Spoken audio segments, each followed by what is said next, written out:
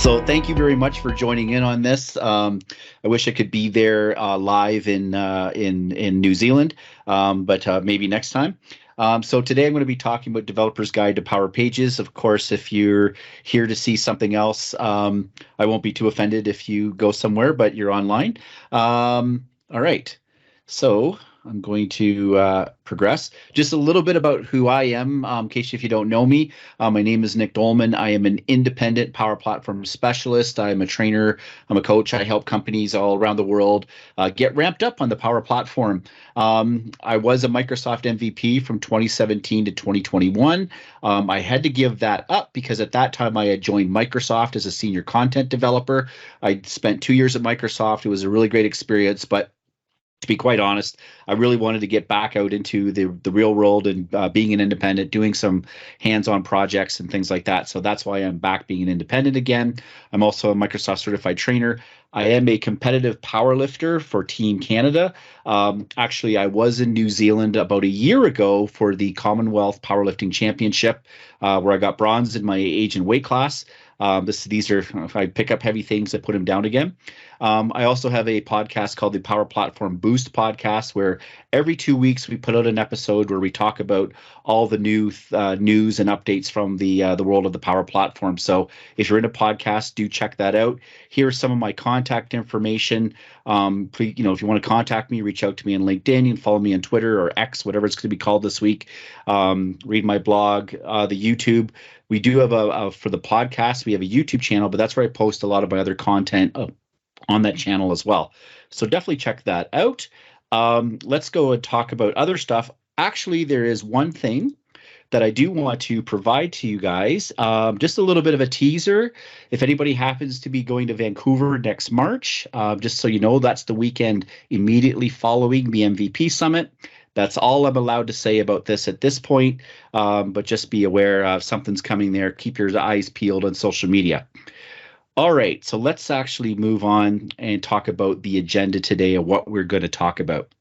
What I want to talk about is the role of developers, pro developers in Power Pages projects. Of course, I'm sure a lot of you have heard of Power Pages, how it is a tool to build websites connected to Dataverse for low-code makers, and it definitely is. You can do a lot of amazing things, but a lot of times we do need to pull in the developers, and I want to talk about why we need that.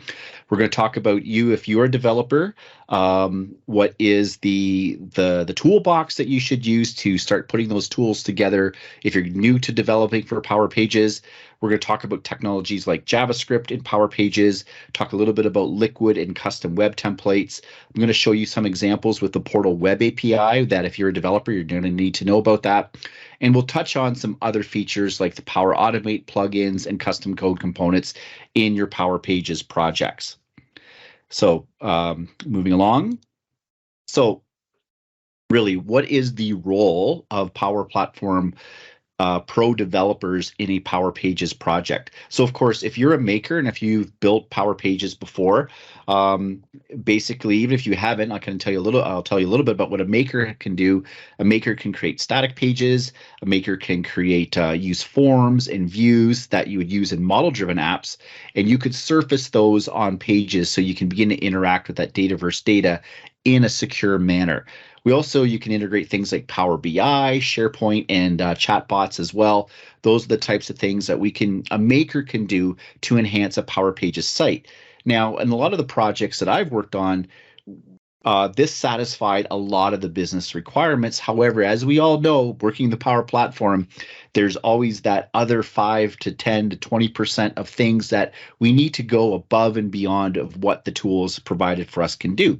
So therefore, we need to recruit, build out our Fusion team, and get pro developers on board. And what can they do in Power Pages projects? Well, you can add additional functionality, user experience interfaces to those existing forms and lists. So extend those a little bit. You could create custom data views. So if you need to display your data in a specific way, a developer can create a web template that can display that data in a specific manner. And of course, you have that interactive functionality with Dataverse. You could actually build some plugins, some other things that can actually have Dataverse do its business logic that can also be reflected on Power Pages on some of that backend stuff. So a lot of cool things that a pro developer can do to become basically to save the day in your Power Pages projects. So we're going to dive into some of those technologies. Before we do that, let's talk a little bit about the Pro Developer Toolbox. So there's a lot of things that I use as a pro developer in my Power Pages projects. First and foremost, Visual Studio Code. It is like I have it up and running all the time. Now, the cool thing is you can actually go navigate to Visual Studio Code for the web. And now Microsoft team keeps adding more and more functionality to, so I'm using less of the desktop version these days and more of the web version these days, which is pretty exciting. Of course, there's the Power Platform tools, which we'll take a look at in a minute.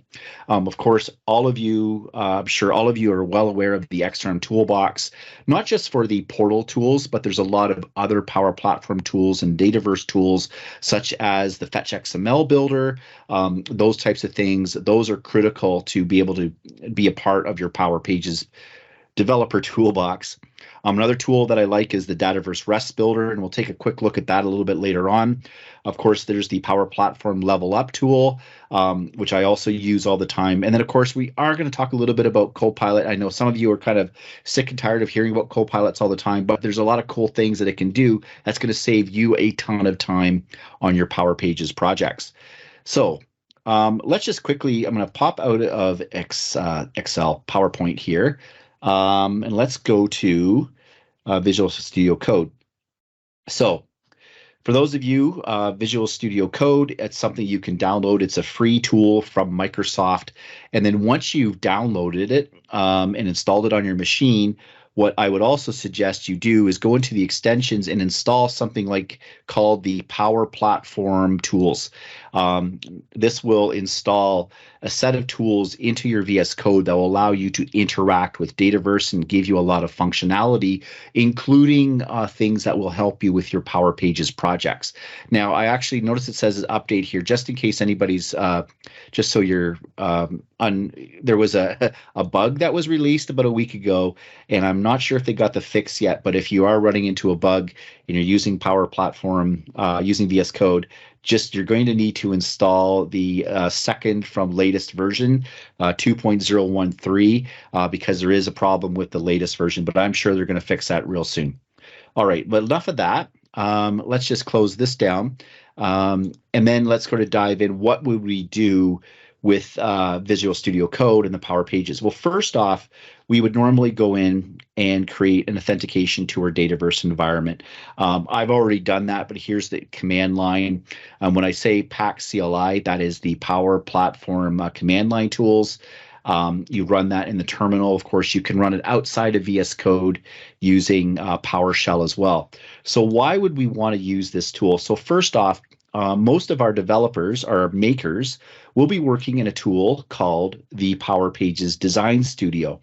And this is where they will go, add things like pages, add components. There is Copilots in there. They're evolving. Let's just leave it at that.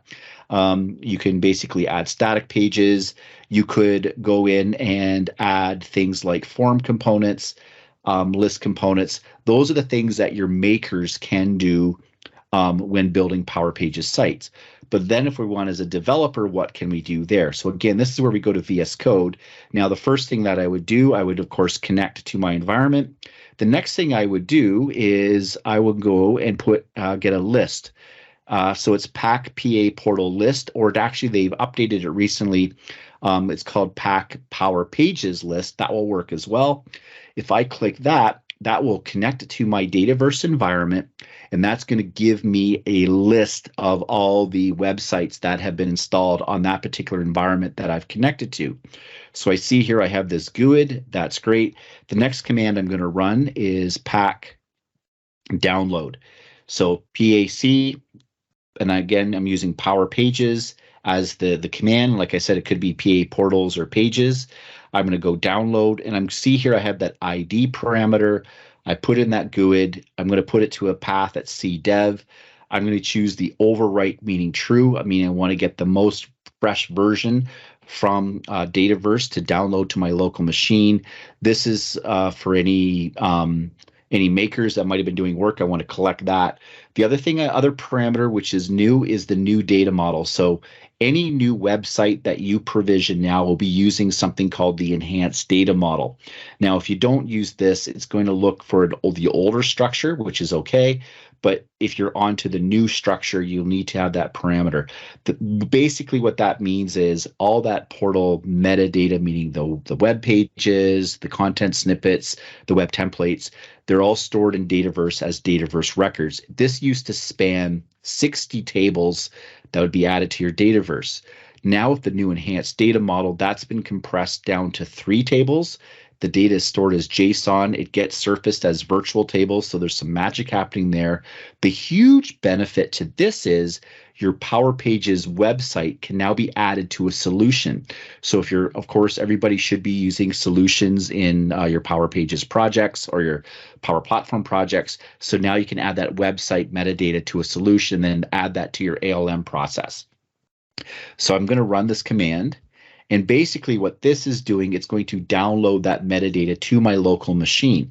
Now, why would I want to do that? Well, this allows me to be able to use VS Code to be able to write customized code to my site. So I got a few warnings. I'm not going to worry too much about that. It downloaded successfully. And so as soon as I do this, I can basically open up that file folder that it downloaded it to. So dev here, and I called it event demo 23. So I've selected that. And then that basically now means that I'm going to close the terminal window here. We have this side panel. And now we have a list of all of our portal metadata that we can begin to manipulate. Now, this is pretty cool. If I'm using the Visual Studio Code desktop, using this tool, I can do things like create web pages, I can create web templates, and that type of thing. So for example, I would just go here, I would say, and you'll see there's a new Power Pages command. I could say new web page, and I could just sort of say, I'm just going to call this test, really original, I know. We'll just press enter here.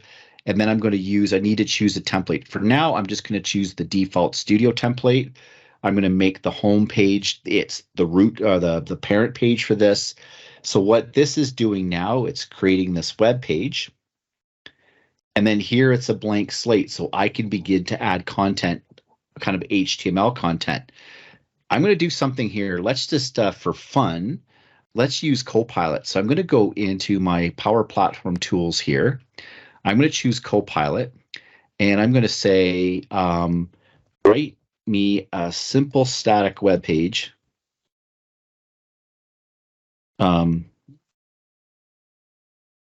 Page with some text and images. So let's just sort of see how smart Copilot is. So it's going to generate that. It's working on that right now. And of course, and it's interesting because I'm actually in Norway running on a US tenant, presenting to you folks like all over the world. So anyways, here I've generated some code here, and I'm just going to, again, you need to kind of consider what this all is. I'm going to now take a look. If it looks okay, then I can inject it. So I'm going to insert that code. It's going to move it into the editor. So I'll just close down this bit. And then from here, actually, no, that's not the code that I meant to put in. That's my web page. That's not the code I wanted. Anyways, of course, it's a demo and things will mess up. Let's close that. This is the code that I wanted. Oh no, that was the old code. This is the code that I wanted. So let's just try that instead. Here we go. So I'm going to get rid of, because that was from JavaScript I created earlier using Copilot. So I'm not going to worry about that. So now I've created this. Of course, I can go in and begin to edit it. Of course, remember, Copilot is Copilot, not Pilot. So this has a bunch of static information here. I'm just going to hit Control S to save this. Now within Visual Studio Code for the desktop, I can preview that if it's static content. It doesn't really look all that great. So it's missing the image links and things like that. So anyways, you get the idea that we can actually we can generate some stuff, but for now, I can do some of that. So from there, I can create that web page, and of course, that's my coded way to create this all within Visual Studio Code, as opposed to using the Design Studio. Moving on a little bit from that, of course, yeah, it's going to be easier to create those web pages in the Design Studio and not necessarily using VS Code. What we want to do is actually build things like JavaScript and that sort of stuff. So I'm going to talk now a little bit about JavaScript. So if I was to take a look at my particular website here, and I do have this up and running, and if I'm just going to take a look here, I've just got a list of sessions that would very typically would be in a, some sort of community event, very much like the NZ Business Application Summit. I'm going to take this list here. Give it a second. And what this is doing, this is just using a regular out-of-the-box form control, displaying that list. And it's just taking a minute here to warm up. So now we see the list component, and we actually see a list of records pulled from Dataverse. This, if I was to do this in the Design Studio, literally would take me like about 5 minutes. Pretty straightforward stuff. Now, if I drill down into that form, I've got a form set up using a form component. Now we have list components and form components, but let's just say here I have some functionality that I want to hide and show based on a particular value. Now, if we were building a model-driven app, no problem. We could use a business rule to actually hide and show. However, in a Power Pages site, it does not follow business rules. So here I have something, if this is a sponsor session, I want that to open a whole other thing. If it's not, it's going to hide that. So how exactly did I do that? So going back into my VS Code, I'm just going to shut down Copilot here for a second.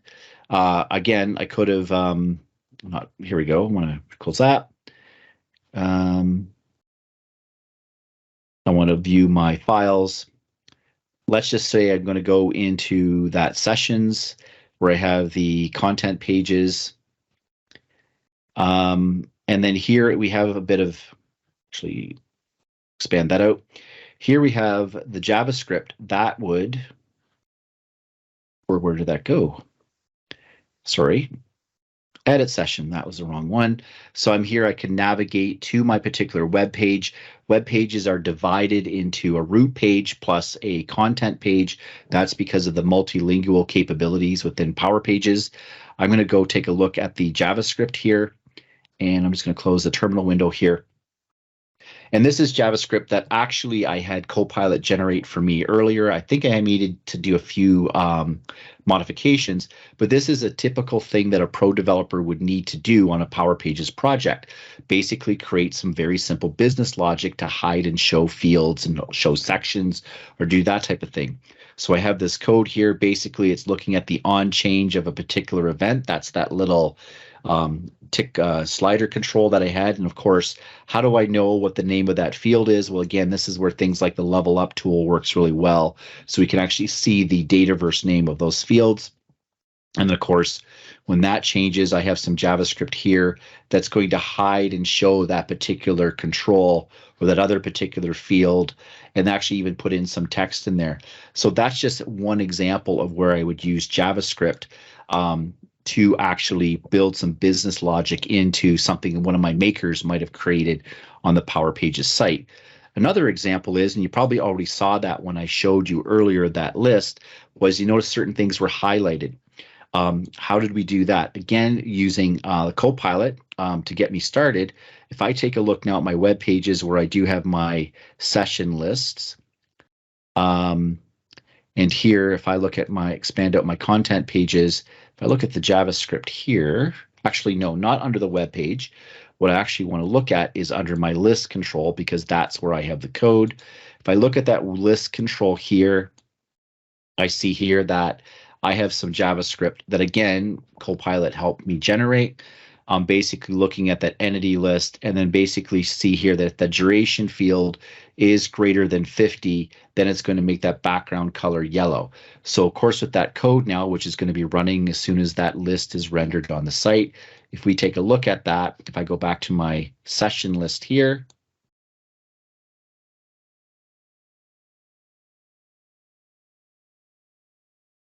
just give that a second. Notice here that in terms of my duration, anything above 50, so 51, 60, 60, that all has now been highlighted in yellow. So sometimes there's some user interface things that, from a business requirement, this kind of thing to do in the design studio would be very difficult or even almost impossible.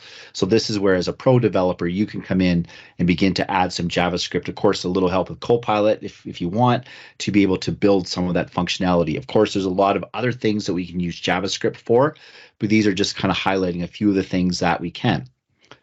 So moving on from JavaScript, I do want to talk about something called Liquid. Now, if you're unfamiliar with what Liquid is a markup language.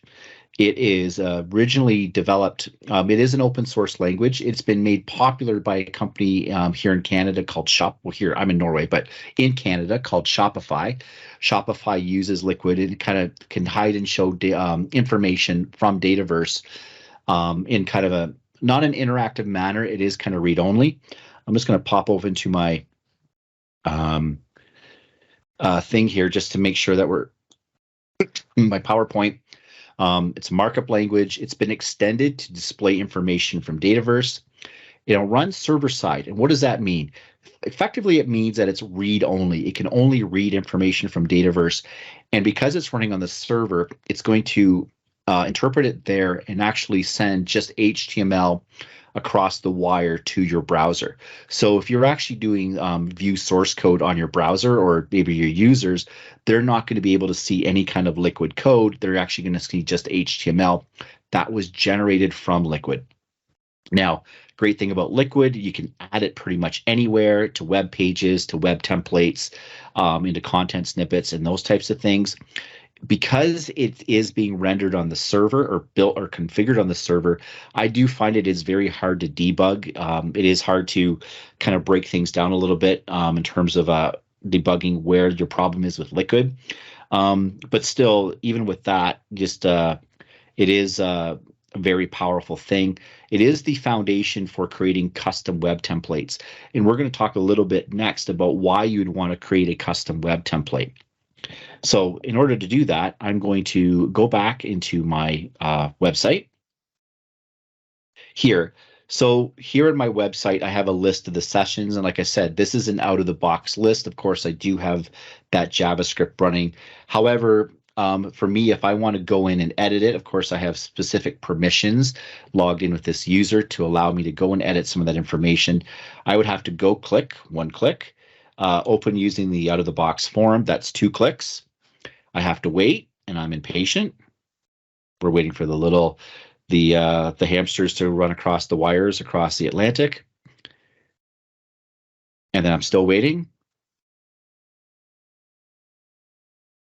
And of course, your end users would get very frustrated by this. Now, of course, I am on a developer environment, and we are dealing with some latency things here. But even then, in order for this record to come up, it finally did come up. That was 2 clicks plus waiting.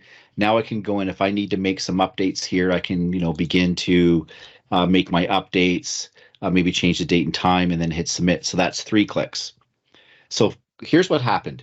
To update a record, I had to click my mouse 3 times. And as we all know in sort of business applications, each click costs, and then we're also waiting for that thing to spin. So let's just say we wanted to have a situation where we can actually edit this from all one site, like kind of a inline editor, editable grid. Now, I could use a PCF control for that. We'll talk a little bit about that later. But what I can do, the other thing I can do is build a custom interface, because maybe even this interface isn't all that pleasing. So I've gone here, I've called it bulk edit sessions. And what this is a custom web page. So basically, see here, here's that Copilot, and then I have a listing of all of my sessions. maybe it's not the most exciting user interface in the world, but essentially I've clicked once to get into the page. That's it. I want to go in and fix up this. I want to change a few things.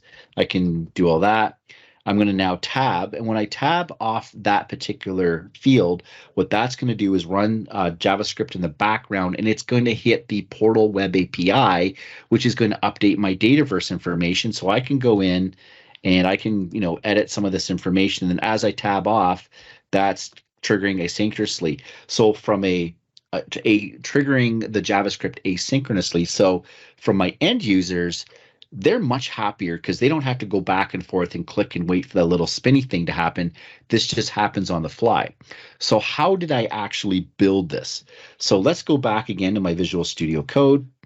I actually created a custom web template for this. Now, yes, I could have put that code in the content area of a web page, but I like doing all of my stuff in web templates, specifically because it is language agnostic, meaning I create it once. If I did it all in the web pages, then I would need to copy that code across each web page in each individual language.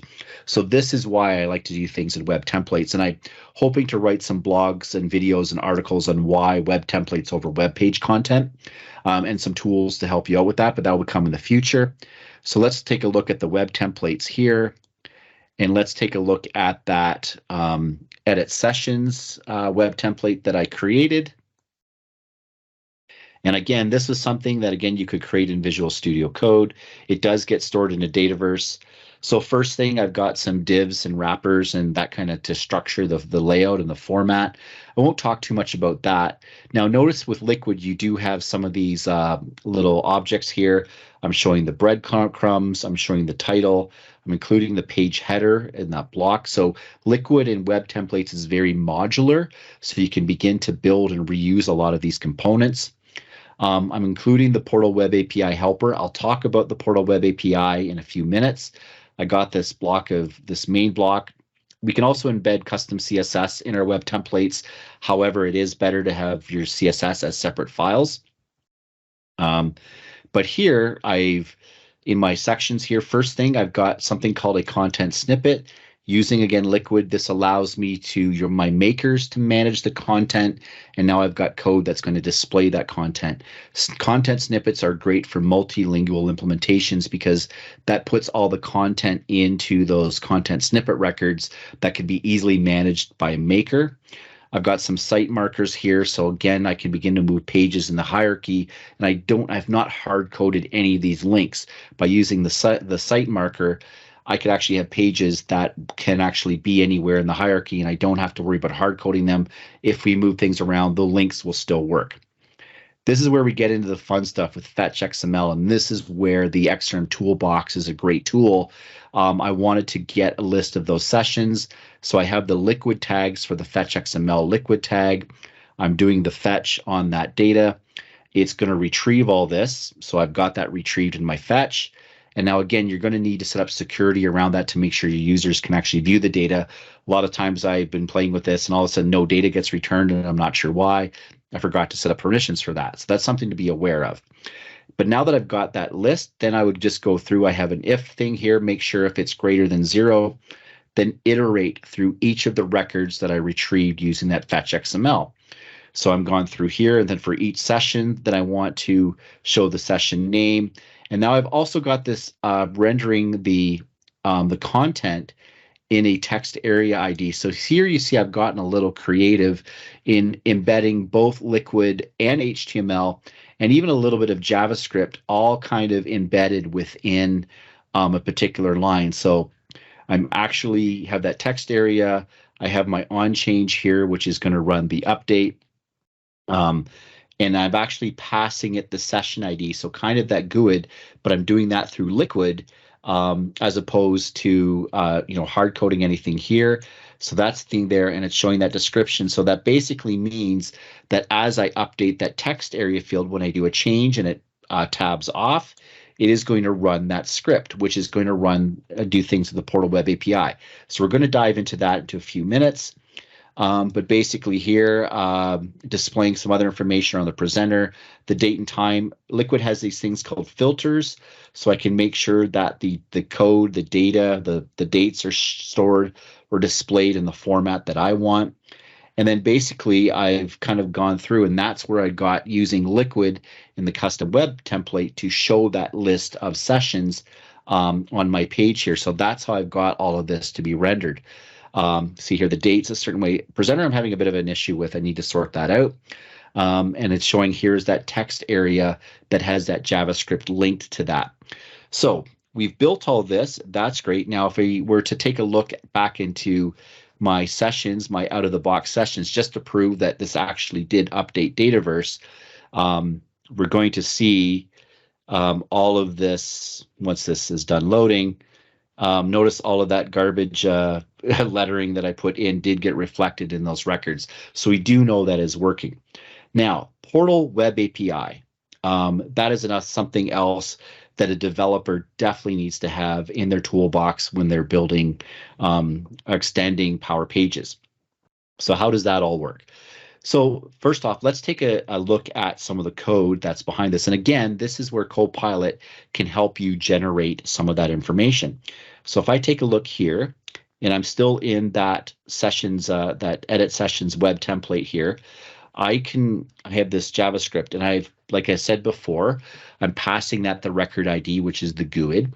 I actually creating this var here, and it's pulling in some of that, the description for the record. It's retrieving that, and then it's using the web API to run a patch command. And that patch command is going to pass that record ID plus the data, and it's going to come back as basically the console log that the record's been updated. A lot of bit of script here. It's calling that web API. Where's this coming from? If you recall, when we were looking initially at this code, I did include, like I said, web templates are very modular. I included this Portal Web API helper. Let's take a quick look at what that is. So if I look at my list of web templates, I have this Portal Web API helper. Let's take a look at the source. This is actually copied directly from Microsoft Docs. And this is a script that basically is that AJAX call into basically directly calling that web API in a safe and secure manner with the tokens and things like that. So basically, I don't mess with this particular code at all. All I do is I copy it once into that Portal Web API helper web template. That's something that I do.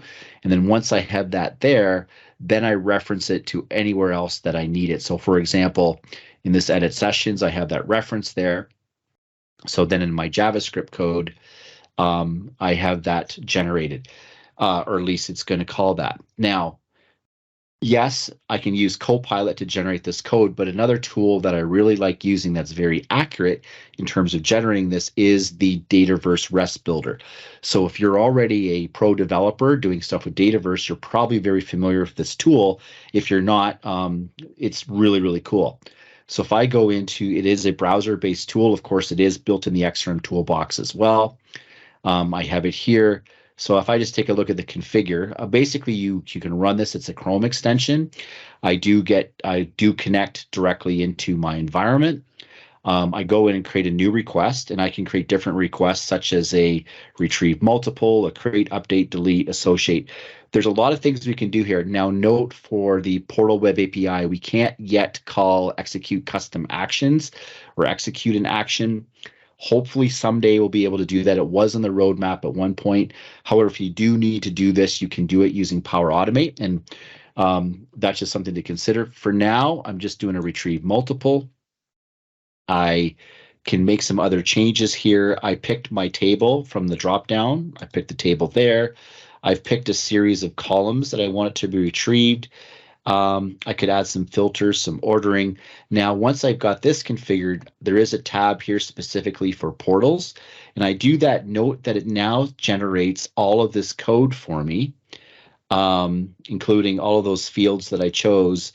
And then once I have this code, I can cut and paste that and put that into my web template. Again, I might have to do a little bit of adjustments and things like that, but for the most part, this is actually works really, really well in order when working with the Portal Web API to generate the code. Like, as we're all developers, we like to think we work, maybe we think we're lazy, but really we're just trying to be efficient.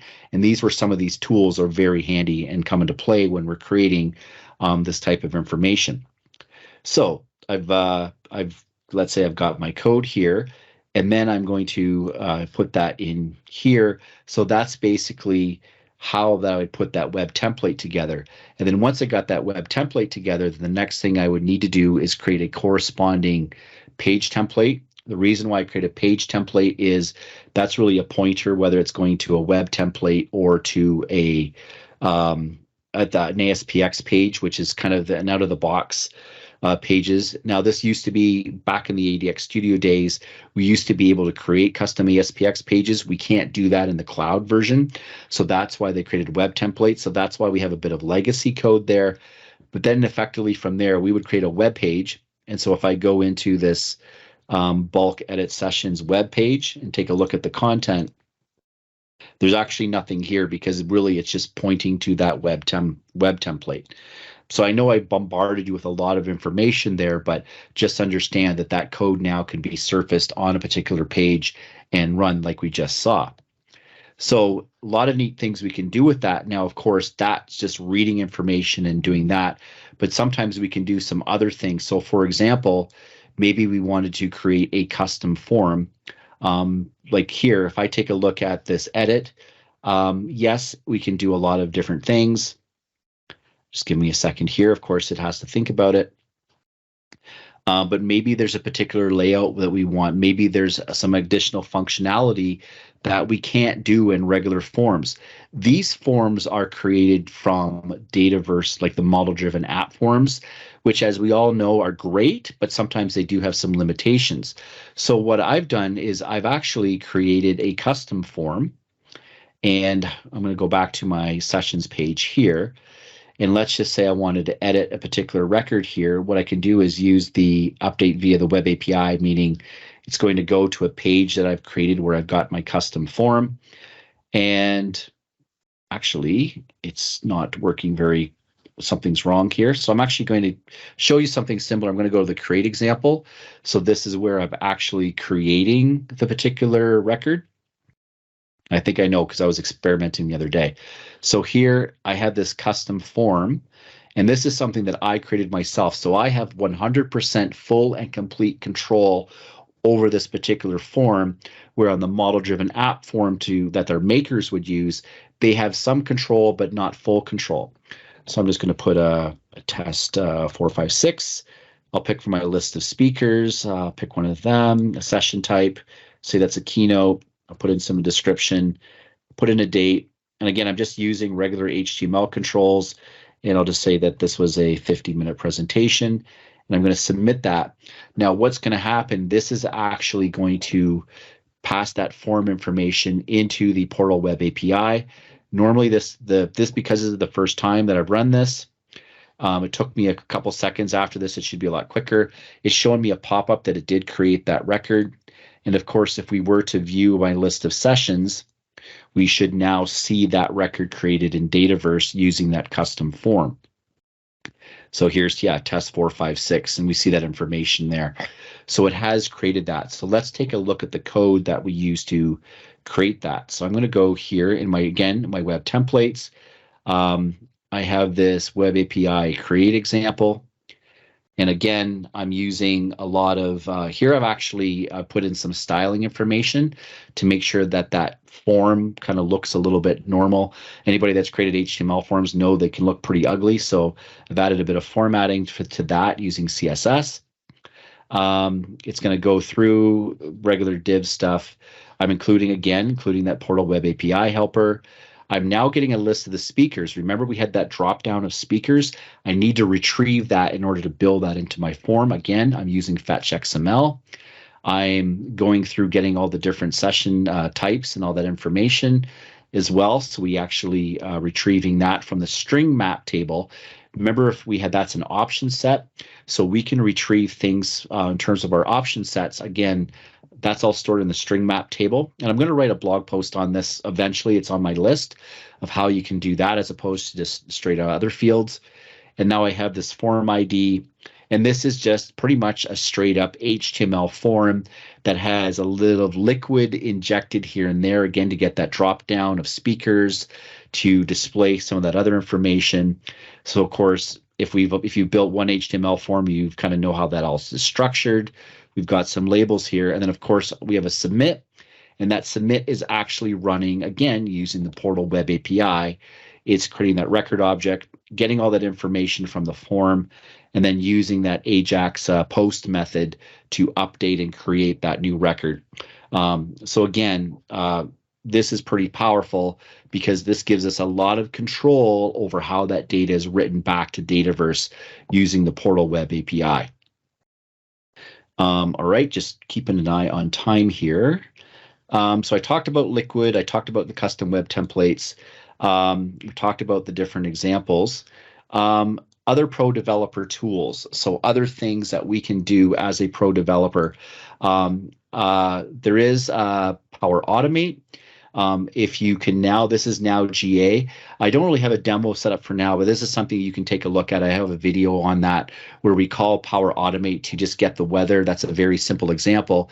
But the fact that you could use Power Automate means that you can connect to those 1,000 plus different connectors, either to get the weather, do currency conversion, maybe you write a flow to do inventory calculations, or if you want to call those custom actions that we can't using the Portal Web API, we could use Power Automate. The cool thing about the Power Automate is when you call that, it will spit information back to your portal, very much like if you build a Power Automate in a Canvas app. It also runs synchronously, means it should be fairly quick. So definitely something to check out. I found that it's super powerful. There's a lot of places where I definitely want to use Power Automate within my Power Pages over using something like the Portal Web API. So again, it really all depends. And of course, if you can use Power Automate, you're now enabling your makers to be able to do a lot of stuff as well. The other thing, we saw that demo earlier from the folks from Microsoft where they're showing the new Dataverse plugins. Again, you can use those new Power Effects powered plugins into your Dataverse, and of course that will be reflected on your Power Pages site as well. I did a video on that recently.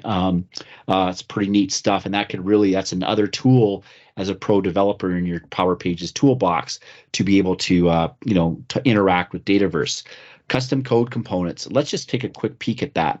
So if I take a look at my particular form here, again, I'm back into my website. Now, this is the out of the box. This is the model-driven app form that we use. If you had very keen eyes, you probably noticed that the rating field was a star rating field. So I'll look here and give this a second to still warm up. Again, US tenant in Europe. But here, we have that star rating. This star rating control is something that I downloaded from PCF Gallery, and then I enabled that on my model-driven app form. And then in the Design Studio, which I have up and running here, on that particular, actually, I have it here, on that particular form, what I needed to do is basically enable that code component. And then by doing that, that PCF control is now visible, and I'm able to interact with that on my Power Pages site. So if you're a developer and you've created PCF components, this is a very open green field at this point. If you go to PCF Gallery, there's a very small handful of controls that will work on Power Pages site. So if you want to basically get a lot of attention, build some PCF controls for Power Pages sites. This is something that I am not skilled at. So this is something, if you can do that, you'll be the hero to many. You can build a lot of different cool things. So definitely that's something to consider if you're a PCF developer, is build some stuff for Power Pages. So again, this is pretty simple, but we can do things like editable grid control. We can show other information like maybe a form controls, calendar pickers, those types of things. So yeah, be really keen to see some controls that maybe some of you folks can build for us. All right. So I've gone through, and then the other thing that I did want to talk a little bit about was in terms of the other integrations that you may have seen or heard about is recently DocuSign. You can actually integrate DocuSign into this to get sign off on particular documents. So this is an interesting feature if you need people to sign contracts through your portal. What was released in public preview, so it's not even live yet, is payment. So there is now the online Stripe integration, so you can actually do transactions. Now, I wouldn't go out and build your t-shirt selling business using Power Pages because catalogs and shopping carts and all that stuff, there's other great tools that will do that. But if you're something like a membership organization that has to pay member dues, or an event registration where you have to pay for events, or even a non-for-profit taking donations, this is where that payment integration is going to come in very handy, because it literally took me 5 minutes to configure it. Of course, there's a few other things you need to do on the Stripe side. You need to make sure you have a Stripe account. And then it was easy. It was able to configure, and I was able to do all that pretty straightforward, as opposed to I've built payment gateways before. There's a lot of code, there's a lot of JavaScript, there's a lot of API documentation to read. This was just really simple. So check that out as well. The other thing that we wanted to talk a little about, just kind of summarize everything. Basically, just know this: a pro developer is a key contributor to Power Pages projects. I'm working on a pretty big project now, and we need a developer involved in some of the extra things that we need to do. It's also, as you can see, it's very pro developer friendly with both the built-in and the community tools. I talked a lot about Visual Studio Code on desktop. Again, one thing that I probably kind of forgot to show you or didn't show you was we can actually edit code directly here as well. If I hit that edit code, this opens up the Visual Studio Code for the web. This can do maybe about 75% of what the desktop version can do. It also has the Copilot in here. What it can't do is create files or create actual records, but what you can do is edit existing records without having to download. So this is something I find is really great to work with things very quickly. Again, so check that out as well as one of those other great tools in your toolbox. If you don't even want to download the VS Code for desktop, you could probably do that as well. But also be fully aware that again, there's a lot of cool tools out there, and I've showed you quite a few. And know that very well that there's the pro developers fit very well in Fusion teams, enabling that, further enabling the no code, low code makers. So there's a lot of things as a pro developer, a lot of components, a lot of web templates, PCF controls, plugins, and you can kind of turn these on, and then your makers can take the next step and enable them on their particular forms or part of their own processes. So again, it really works well. I really am excited about where Power Pages is going, both from a maker perspective and a pro developer perspective, and rolling out some of these capabilities. So that's kind of summarizing. So I'm giving homework for you guys to try out. First thing, if you've not done with Power Pages before, if you're coming into Power Pages completely from zero, do check out the Power Pages in a Day. There's a lot of partners that are now providing that. There is on a Microsoft Learning Path, there is a Power Pages in a Day learning path, so you can follow that. On my YouTube channel, I've actually done a walkthrough of those labs. So if you just want to see how it's all put together, you can take a look at that. So that will kind of get you to where, the basic maker level for Power Pages. But then as a developer, set up a developer environment. Those are, as we know, they're free. And you can provision a developer website, and those are free as well. So you can try this out, and they don't expire. That's the cool thing. So you can play around and experiment. Download Visual Studio Code, enable those Power Platform tools, and start writing some code. Get Copilot to help you, or push Copilot aside, start writing your own code, and start being really creative with Power Pages. I'd be really excited to see what you're going to build. And of course, we're going to have I think it's some time for some questions if there's going to be any. Of course, thank you to the sponsors that are able to put on events like this. Having organized events in the past and in the future. Remember, Vancouver, March. The sponsors really help this along the way. So thank you to all those sponsors like Experlogics, DXC, Microsoft, Fusion 5, and I'm sure there's probably others ones involved as well. So I think I'll turn it over to see if there's any questions. I know I spoke probably very quickly, and I apologize for that. There's just a lot of content that I wanted to show you, make sure you got a good smattering of a lot of this information that you can do as a developer in Power Pages. So looking at the chat, or we can, I'm not sure if you can come off mute or not. Does anybody have any questions? Hey, Nick. Hey, yeah, Randy. if anybody has any questions, the Teams call is open, so they can unmute and they can ask.